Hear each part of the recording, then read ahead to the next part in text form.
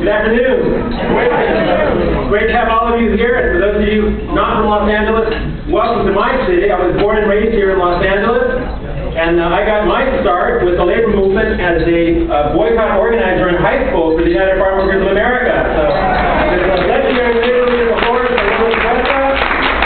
has had a major influence on my life. And I'm so glad that that experience when I was in high school taught me so much about the role of unions in contemporary society, the importance of social justice organizing, the importance of standing together. And I'm so excited, the UCLA Labor Center just put out a new book on the life of Miguel Contreras, the former leader of the LA County Federation of Labor. Miguel Contreras was from a family of farm workers in Dinuba, California. At the age of 17, he and his family were fired from their jobs as farm workers. They were pulled together by the foreman and they said, "We can't have any more chavistas working here. Even though you guys are good workers, we're going to have to let you go." So this was in direct retaliation for the stand that Miguel and his parents took in support of the United Farm Workers of America and Cesar Chavez. At the age of 19, he was recruited by Dolores Huerta to join the boycott.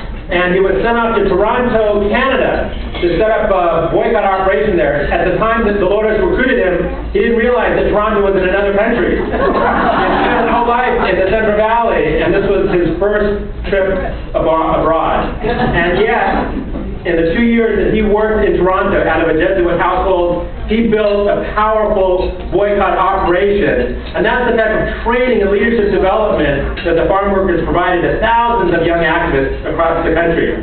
Miguel Contreras went on to play leading roles in advancing a political agenda, in advancing an immigrant rights agenda, and the revitalization of the labor movement. So if you would like to read more about the contributions of Miguel Contreras, we have a great book right outside.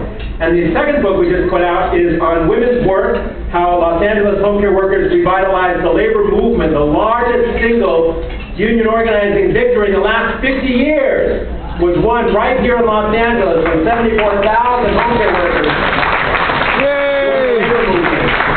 And now, based on that win 10 years ago, hundreds of thousands of new home care workers have joined the labor movement across